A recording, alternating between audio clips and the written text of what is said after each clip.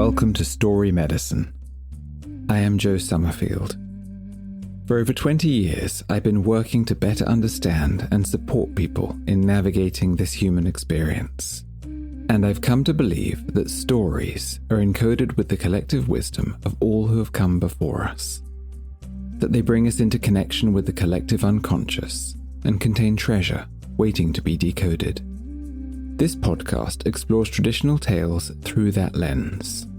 Each episode offers a story told in full, an exploration of the medicine it may be offering, and 3 practices to help you to integrate that medicine. Today's story comes from Korean shamanic tradition, from the narrative songs that shamans sing during the rites for the dead. It's called Princess Bari, or Bari Gongju, which means the abandoned or the thrown away princess. I want to say at the outset that I come to this one as an outsider. It's not a tradition that I was raised in or trained in. And it's not an old myth from a past world. This is a living practice. To this day, when somebody dies in Korea, a shaman may sing the song of Bari over the body and the grieving family to help the one who has died find their way. So I tell this story as a respectful guest. This story has been carried by many voices over many years, so the details differ from one telling to the next, but I've tried to stay as close as I can to authentic sources. This is a story that follows a daughter who was thrown away at birth. It asks where the water of life is kept when what we need can't be found in the bright and ordered realms. And what becomes of the one who has been cast out. Let's begin. Part 1. The Story. Long ago, in a kingdom that lay between the mountains and the sea, there lived a king who wanted nothing in all the world so much as a son. When the time came for him to marry, he went to the royal diviner to ask when the wedding should be held. The diviner studied the signs and gave him a clear warning. "Wait 1 year," he said.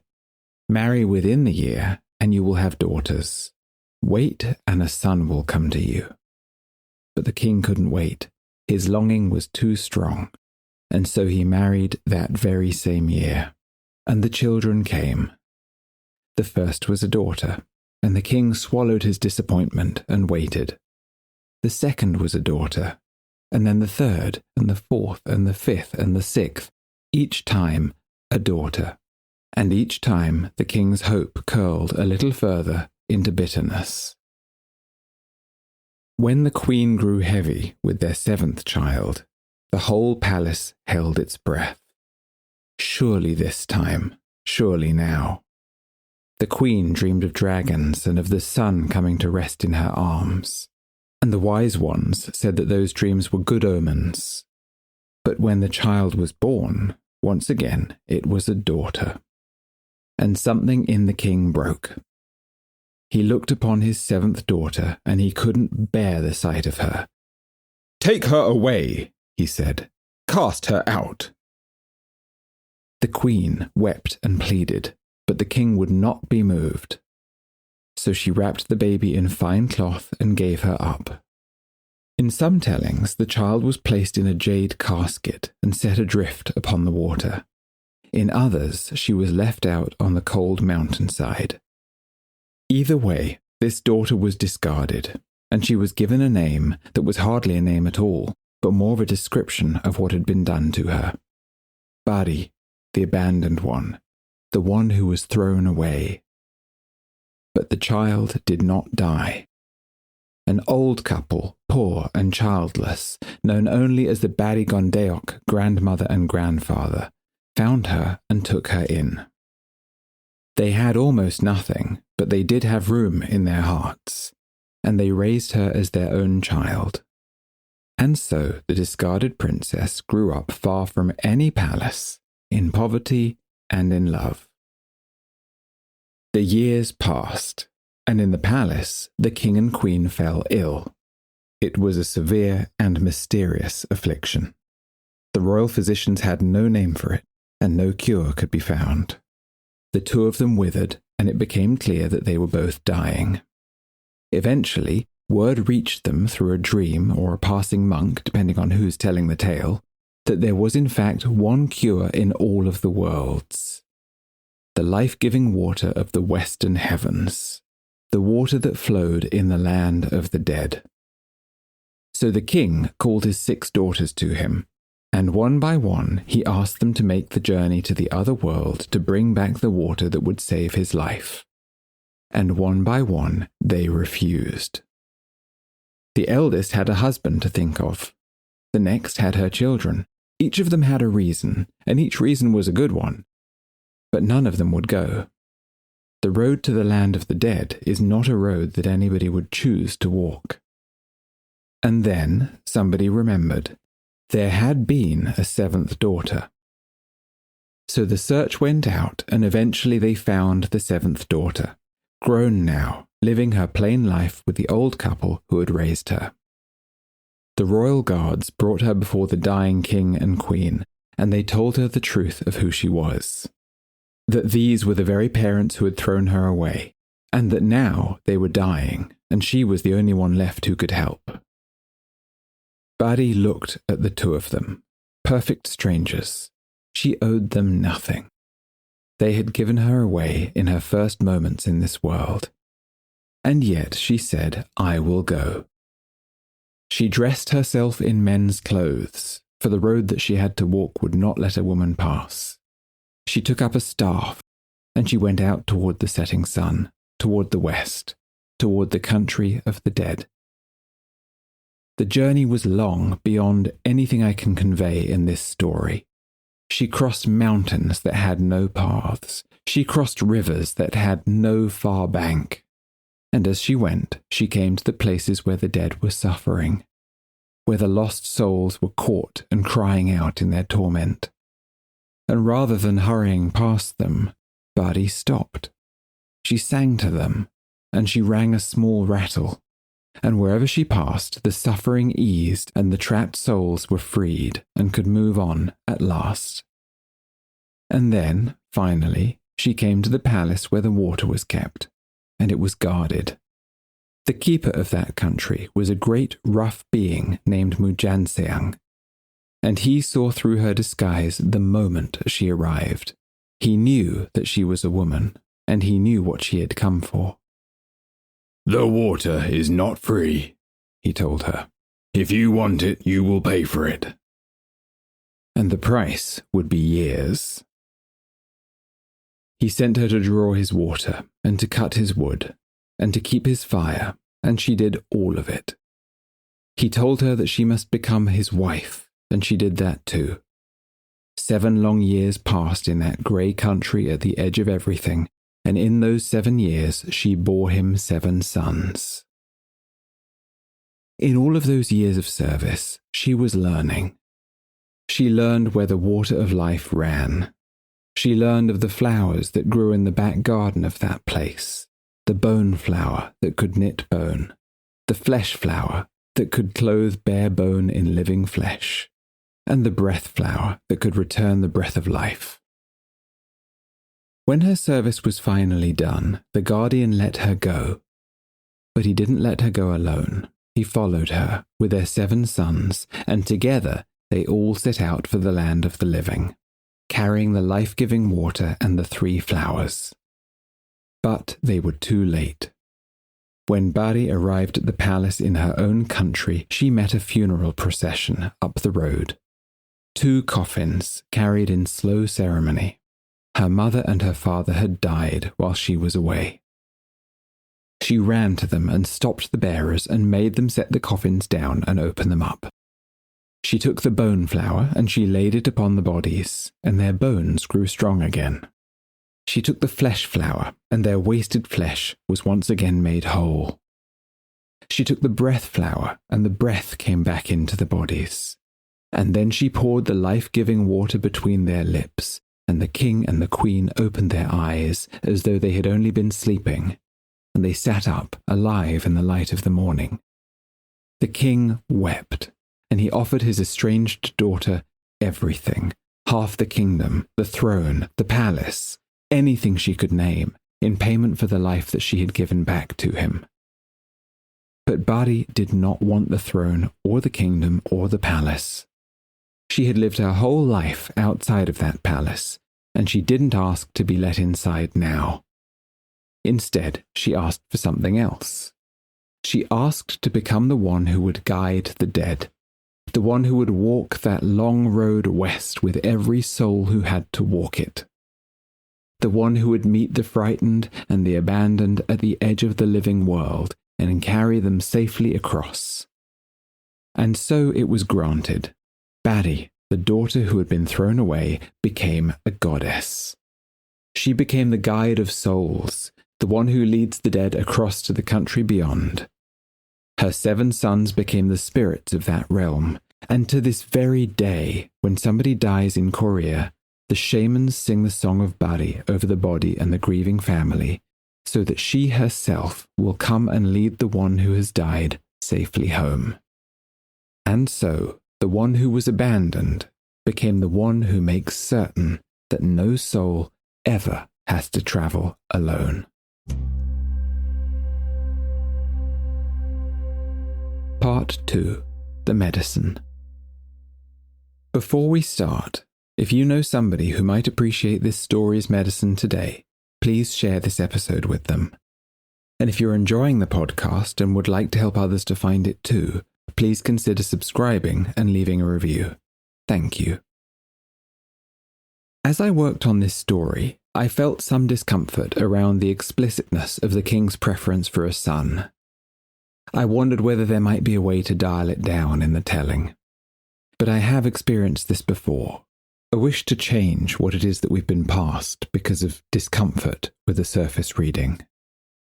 And as I have in the past, I decided that to do so would be to distort the message and perhaps miss the opportunity to discover what it is that the story is offering.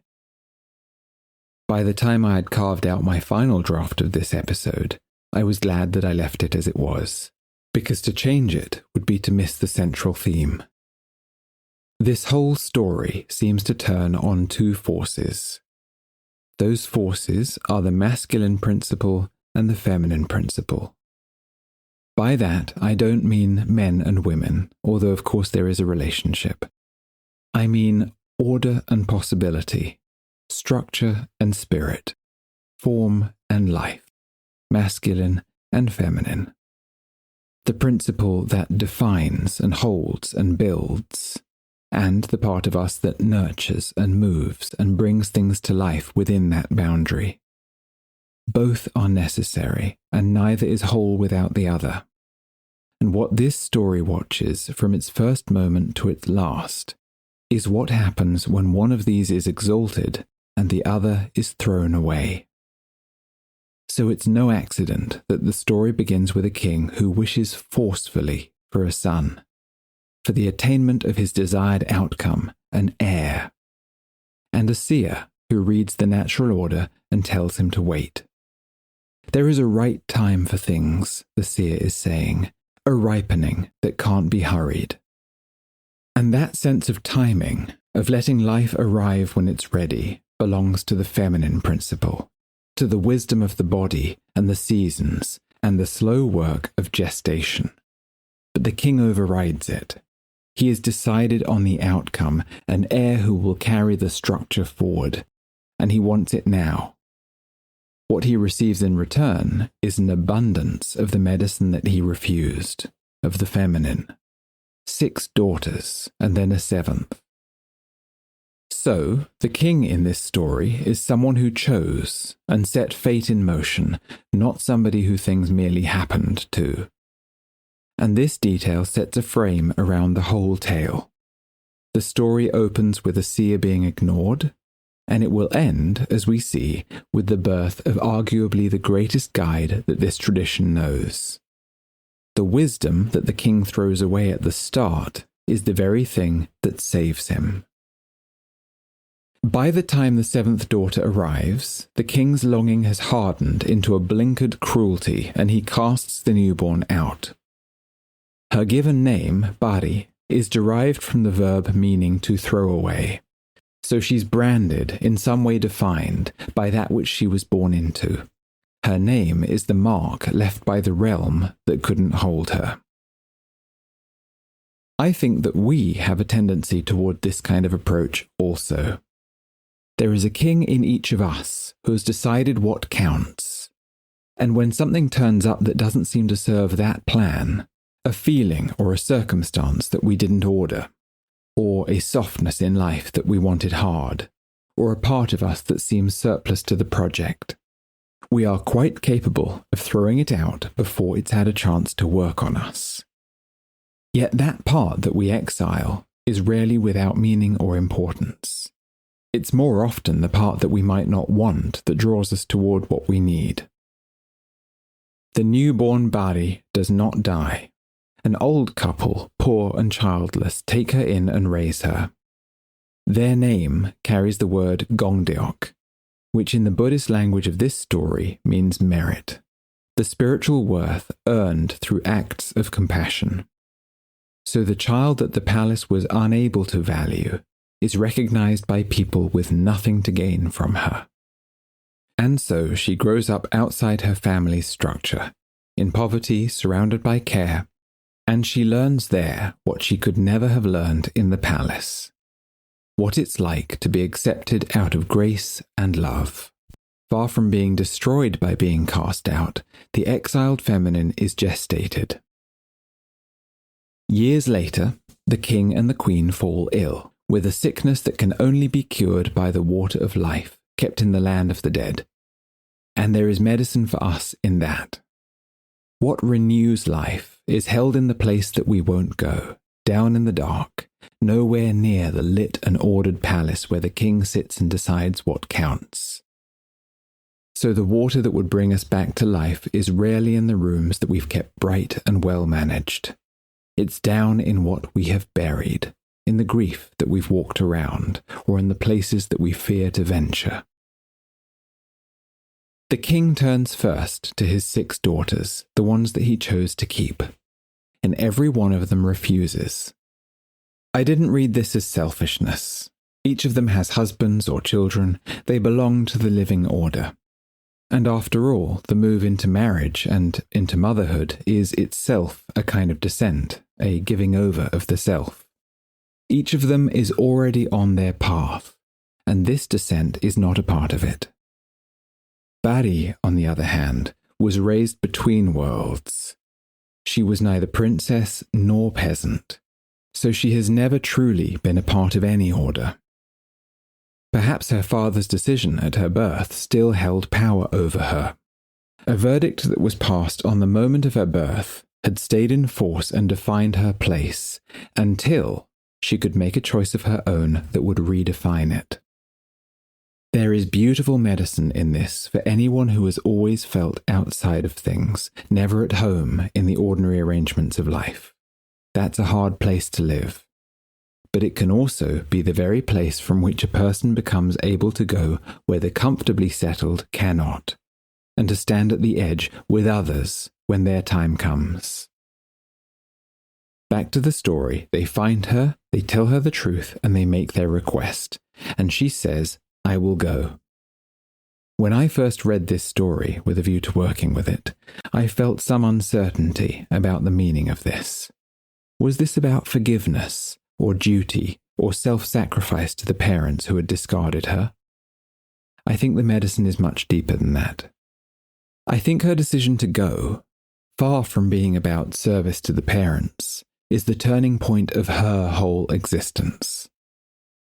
Until this moment, Bari has only ever been something done to, thrown away, named for the throwing, raised on the charity of others, defined from beginning to end by a rejection that she had no say in. By choosing to walk this path, she stops being the one that things happen to, and she becomes the one who acts. She lifts her life out of the hands of others, and she takes it into her own. So I don't believe that this is a daughter sacrificing herself for cruel parents. I believe it's a person stepping out from the shadow that she was cast into and beginning, for the first time, to author her own life. and in doing so, she discovers her destiny. She dresses as a man for the road because the passage won't let her through as she is. She takes on the forward-driving form in order to be allowed across. But what she does once she's on the road is not the same as the form that she's adopted. She comes to the places where the dead are suffering, and she doesn't hurry past them on her urgent errand. She stops, she sings, she rings her rattle. And the trapped souls are eased and set free. Far from the hero seizing the prize, she's bringing something unique and needed to this path. She is attending, she's staying, she's accompanying. She's not yet a goddess, but already she's doing the work that one day she will be known for. And perhaps there is medicine for us in this stopping. She has every reason to hurry. Her errand is urgent. Her parents are dying. And the suffering that she meets on the road is not her task, but she stops for it anyway. How often, fixed on where we're going, do we hurry past what comes to us, treating it as somehow an obstacle to the real thing? She lets what she's being called to on the way matter as much as the destination that she's racing toward. Her stopping is the work itself already beginning. The vocation was never waiting only at the end of the road. It began in how she travelled it. We tend to become what we are through the doing of it, long before we even recognize it or give it a name. Perhaps this story invites us to notice the features of our journey as much as our intended destinations. When Bari comes to the water, she meets its keeper, who holds the boundary of that realm and names the price. The guardian fixes the law of that place, and the law is that Bari must pay, with time and learning. So she draws his water, she cuts his wood, she keeps his fire, and she becomes his wife, and over 7 long years she bears him 7 sons. I was curious here about the recurrence of the number 7, 7 daughters, 7 sons, 7 years. And 7 is a meaningful number. In old Korean belief, it represents the Big Dipper, which in cosmology is understood to govern life and death, fate and long life.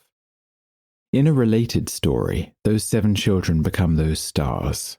So the daughter who was thrown away for not being a son becomes, in the land of the dead, the mother of 7 sons who belong to the constellation that rules over the living and the dying.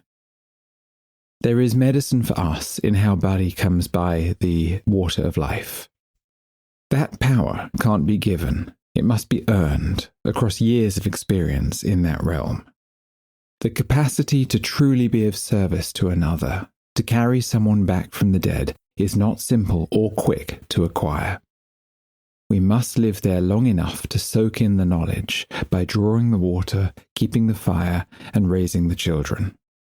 To be able to give others the water of life, we first have to dedicate our lives to it.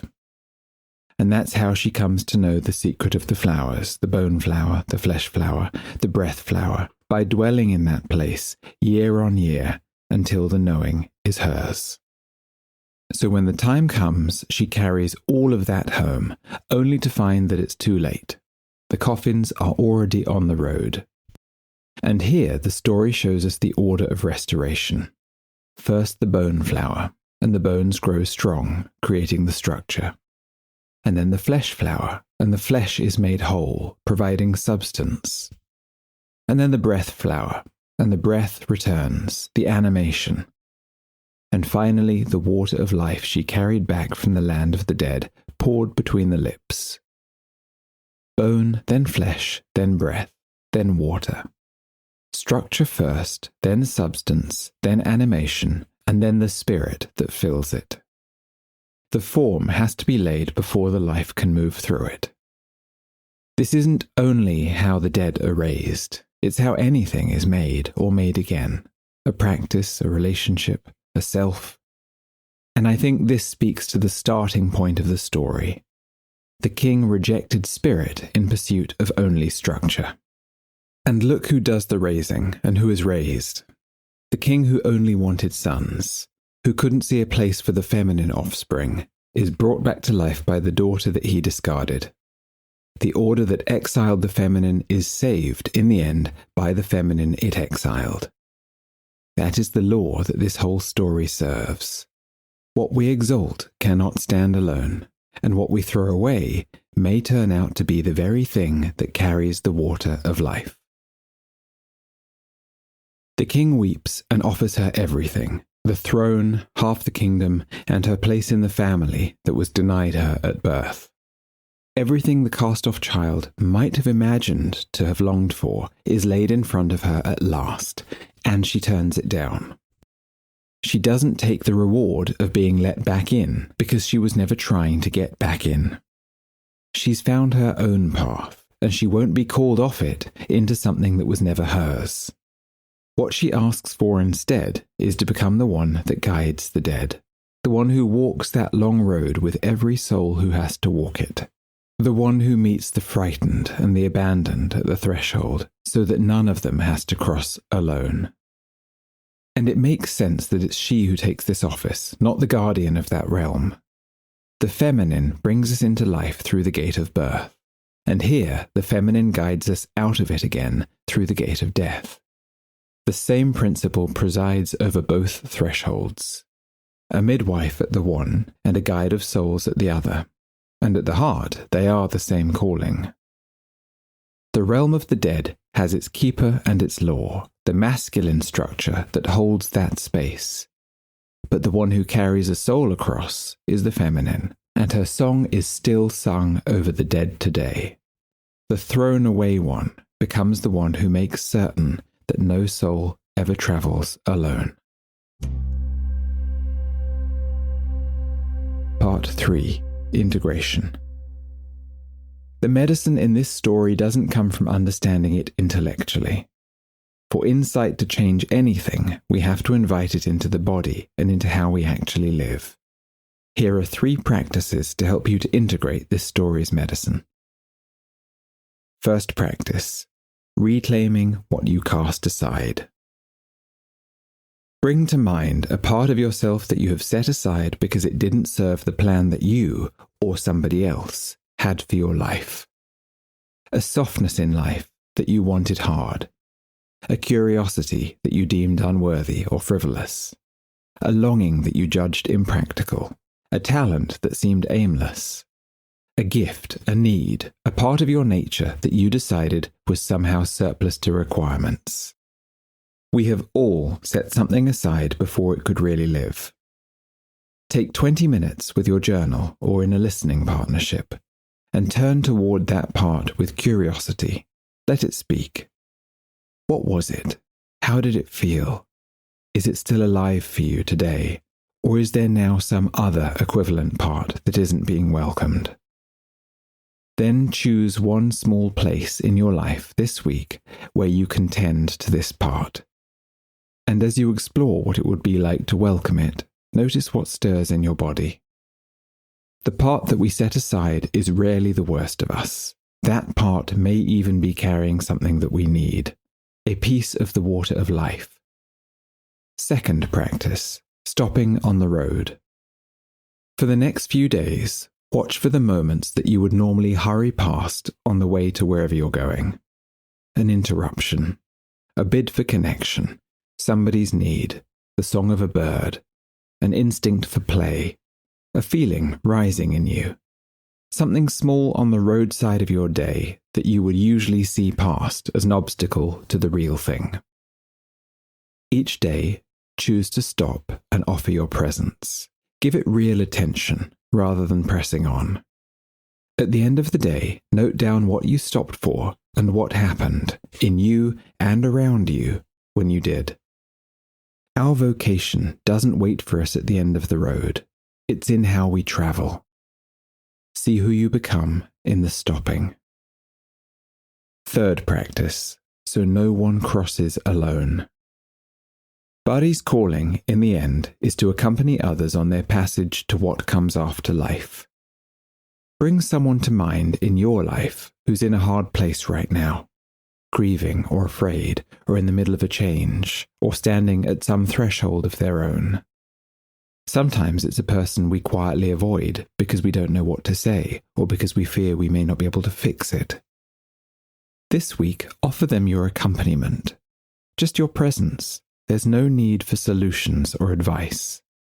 Sit with them, walk with them, send the message, make the visit. Notice the pull to fix it or to slip away, and stay anyway. Let it be enough simply to be there, the way that Bari stops for the suffering on the road. To this day, Bari, the daughter who was thrown away, the stranger who walked to the land of the dead, serves as the guide who waits at the threshold so that no soul has to cross alone.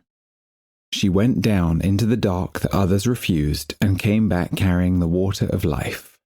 The one who had to forge her own place became the one who makes a place for all of us in our moment of need.